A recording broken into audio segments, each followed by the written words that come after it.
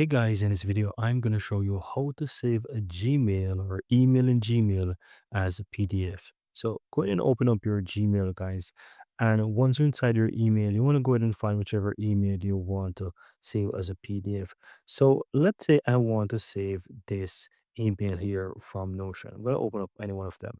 And all you have to do if you want to save this as a PDF is simply go ahead and look to the upper right and you'll find this print icon right here. You click on it, it says print all, and it's going to take you over to this page, but it's going to give you a pop-up where you can go ahead and print. Now, if you look to the destination right here, you can see that you'll have a couple options, right? You may have a printer there if you have a printer connected, and that might be set as default on your computer, but you can always change it. So click in the destination section and you want to choose either save as PDF or Microsoft Printer PDF. Both of them will actually allow you to save that email as a PDF.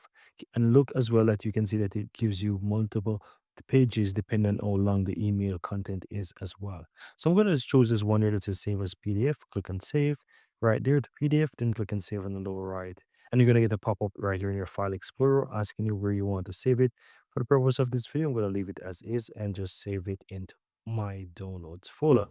And that's all that you have to do. Now immediately you see pops up right here on my computer that it is now saved, and this is a PDF document of my email from within Gmail. So that's basically it, guys. And if I go to my downloads folder right here, I'm going to show you. If I go to downloads, here's a PDF document of the email and I can open it.